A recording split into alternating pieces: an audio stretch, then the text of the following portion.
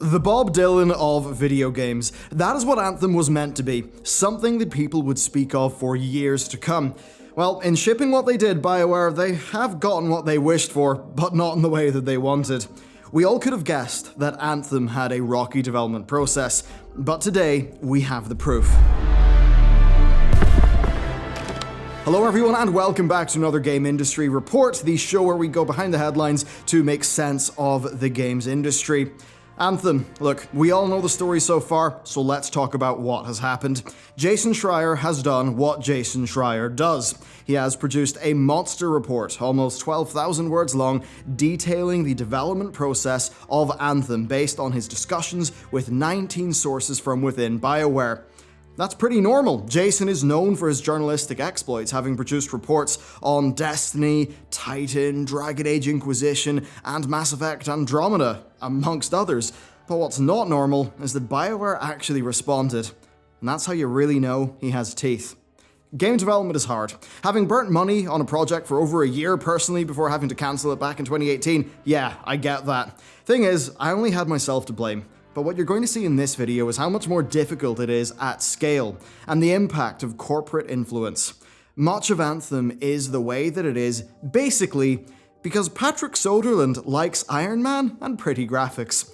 It's a story of mismanagement, of clashing visions, of sub-studio resentment, but like all stories, it has a beginning. Anthem began in late 2012. The Mass Effect trilogy was wrapping up, and director Casey Hudson, along with a small team, came together to work on what would be the next title for the studio. This game, codenamed Dylan for its ambition to have a lasting impact after Bob Dylan, was a top-secret project within the studio. Few staff had access to information on it, but that was not a massive problem considering the extremely challenging development of Dragon Age Inquisition and how that took up most of the studio's time. According to Schreier's sources, Anthem was a multiplayer action game from the very beginning, but seemingly with a very different feel to what we got, with Jason reporting that it was to be a departure from the science fiction, fantasy trappings of regular BioWare games, instead being more grounded and explorative.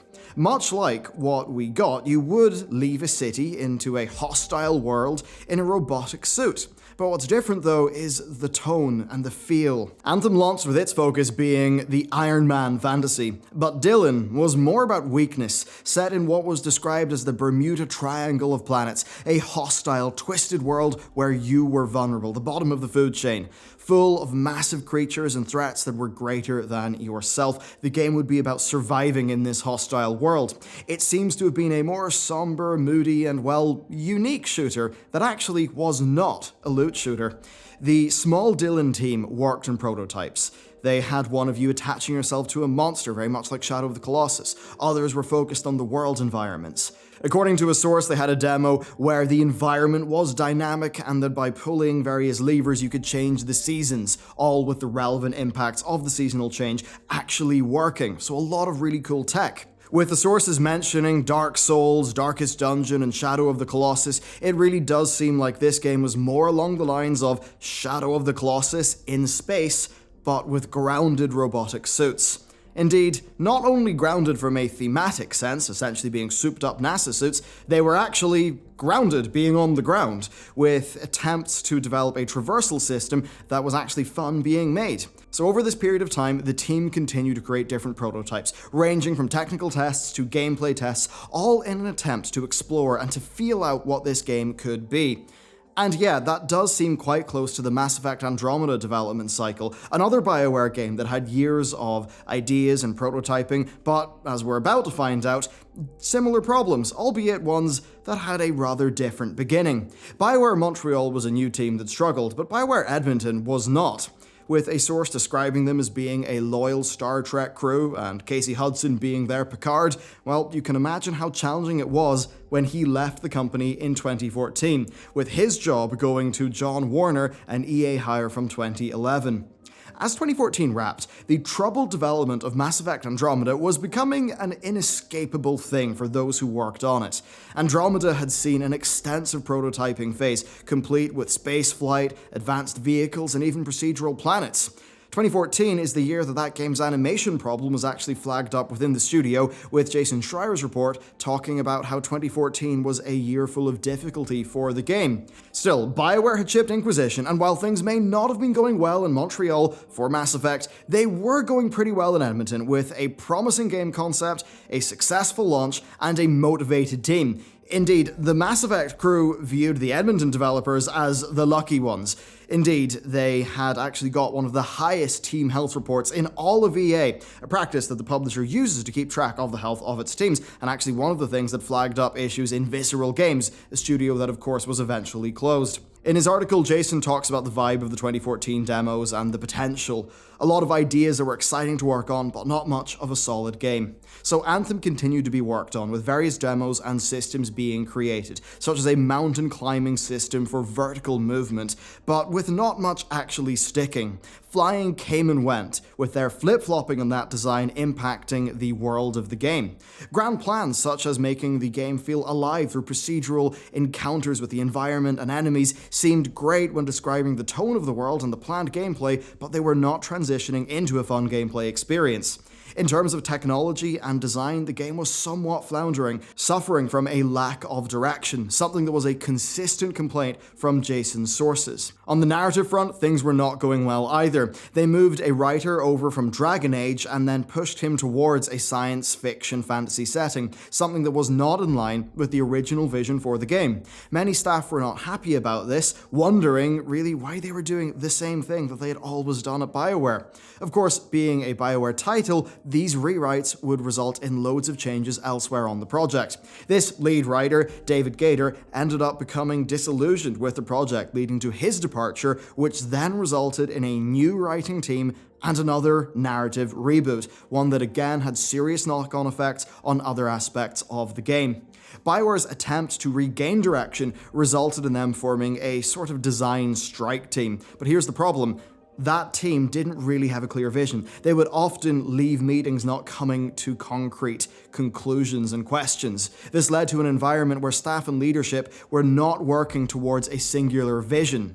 By this stage, it's early 2016. The game is directionless and has had seemingly 2 narrative reboots. Throughout all of this, their team has then been struggling with the Frostbite engine. Now, Frostbite is a wonderful engine in some ways, capable of tremendous things, but that's because it's a specific engine, one developed for a certain style of first-person shooter and not much else. The implementation of this engine across EA Studios was pushed by Patrick Soderlund, and immediately it caused chaos around the company. It heavily hurt Amy Hennig's team over at Visceral. It led to near disaster for both Dragon Age Inquisition, which by this time of course had made it over the finish line 2 years ago, and of course Mass Effect Andromeda. And really, while Inquisition was able to pull through, Andromeda clearly was not able to, with Frostbite heavily impacting its development. BioWare, by this stage, were aware of the problem that they faced, but they weren't able to do that much than just fight on through it. Why? Well, they had decided that being an online game, it would be best not to use the Dragon Age Inquisition codebase. That may have been a wise move, but it is impossible to tell. What's worse, though, is that 2016 is also the year that FIFA moved over to Frostbite. This was particularly rough because EA's cross-studio Frostbite support team was therefore mostly focused on FIFA, with it being far higher priority because it essentially is a vehicle for the highly profitable FIFA Ultimate Team microtransaction system. BioWare had to therefore scrape by with an engine that was not fit for purpose. This wasn't just an annoyance for technical staff though. This meant that across the team they were working with inefficient tools. And when it comes to getting a game made, good workflow and good tools are key. That's what you get if you're using Unity or Unreal or a made-for-purpose in-house engine. That's not what BioWare had. They had an in-house engine where they got none of the benefits of being in-house, with the people who made it being over in Sweden. And this impacted all areas of development, slowing them down and hindering their creativity. Imagine this. Imagine playing a first-person shooter with a really bad mouse and a monitor that has half of a second of lag. Or imagine you're a writer, but you're typing on a keyboard where half the keys have a 10% chance of not sending their signal. That's what it would have been like as a creative roadblock for all people in the team. So by this stage in late 2016, progress was slow, there was a lack of vision and a fragmented team. The game's backend didn't really work. The story, the world building were a mess, their tools essentially sucked, and of course, Mass Effect Andromeda had been a high-profile failure. Morale was low, but the staff weren't stupid. Problems were brought up to management, and management were reportedly not receptive, constantly relying on what they called BioWare magic. That thing where it would all just perfectly slot together at the end of the project, as it had done in the past, and how they just needed to get their heads down and slog through it. As this year had progressed, the game indeed had become more and more of a loot shooter, moving away from its original design, something that management seemingly were in denial over, with mention of Destiny actually being heavily discouraged by leadership. BioWare Austin also joined the project, with it quickly becoming apparent that they were grunts and that the real management was in Edmonton. This was particularly problematic because these were the people who were the most experienced as a live service team, having made and ran an MMORPG. This meant that as time would go on, well, this team would be aware of many of the game's problems, only to have their criticisms be brushed over. By this stage in late 2016, flying had also been scrapped, meaning that the company's Christmas demo for the game was a stroll through flat terrain that involved shooting up some aliens.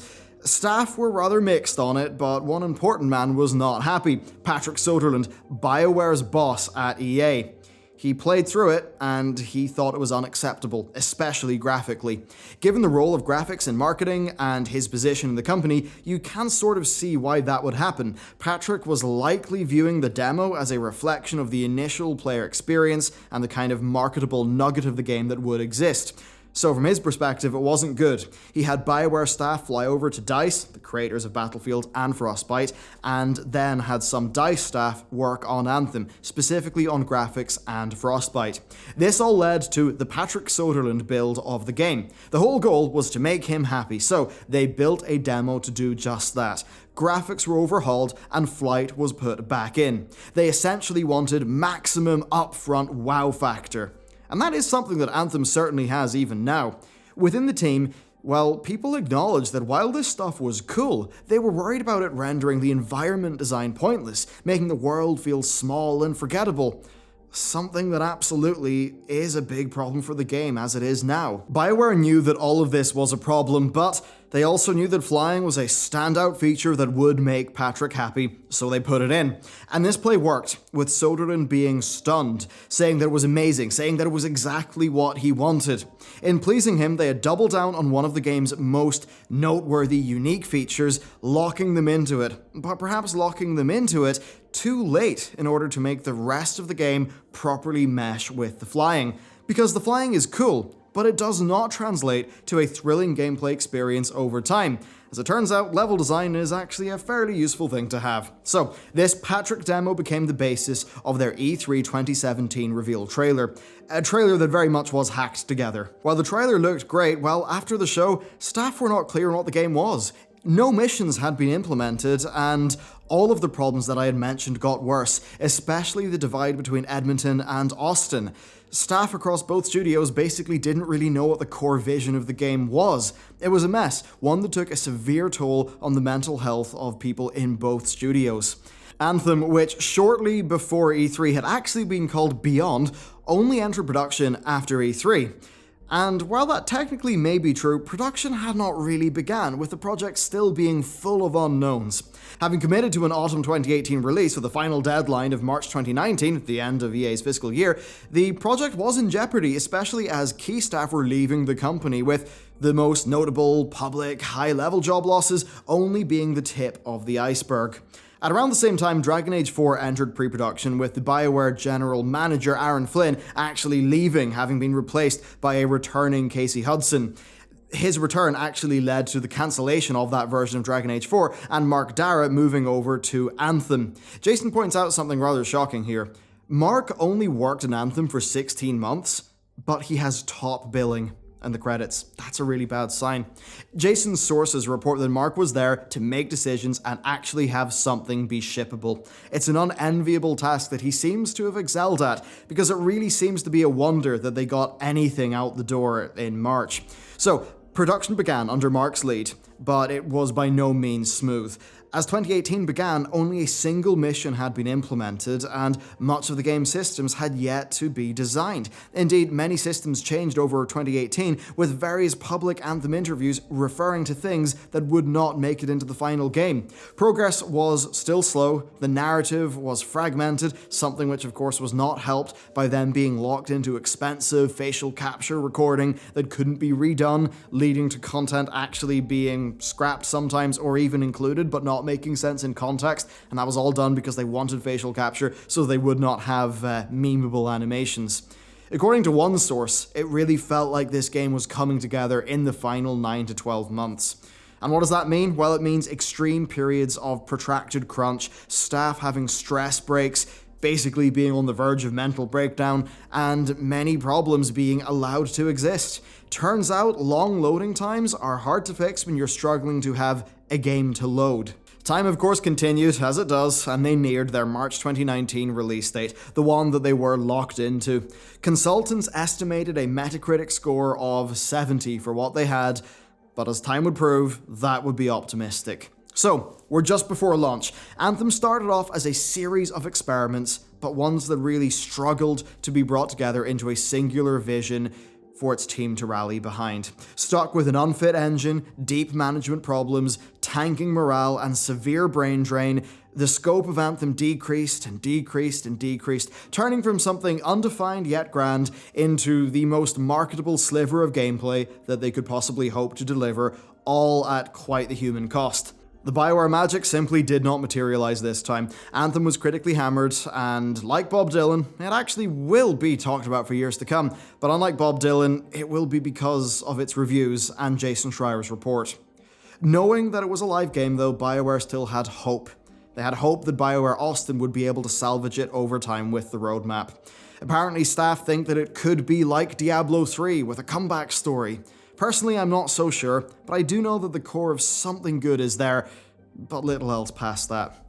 This project deeply hurt BioWare. They lost many of their veterans, the type of people who carry the institutional memory that allows for a place like BioWare to be renowned. Personally, it's a sad story, and it's one that does prompt reflection. You know, like, I've been guilty of making demos for the purposes of trade shows and meetings before, of having staff's work not go to use. Not at any scale near Anthem, of course, but, 2 to 4 people for a year, or maybe 5. It's not cheap, even if, I forgo wages and my co-founder goes as cheap as he can on it. Game development really is a challenge. Personally, for me, it highlights the importance of leadership. Casey Hudson leaving really seems to have damaged this project. It just doesn't seem like his replacement and just whatever setup they had, it does not seem like that setup was able to wrangle a vision for this game, and their design by committee efforts ended up causing even more strife. The game, and perhaps the entire studio, was saved by having a strong leader, Mark Dara. Yeah, the game that he ended up shipping might not be amazing, but without him being there to be the decision maker to get that thing out the door, things could have been very bad for BioWare indeed, especially in light of the Mass Effect debacle. As for the future, well, we know they are developing Dragon Age 4 off Anthem's codebase. I do have some thoughts and worries for that, but they're for later. The core reason why they did it seems to be that they're done remaking basic Frostbite systems. And it is a good thing that they're past that, because almost 3/4 of a decade on, Frostbite is still causing problems for BioWare developers.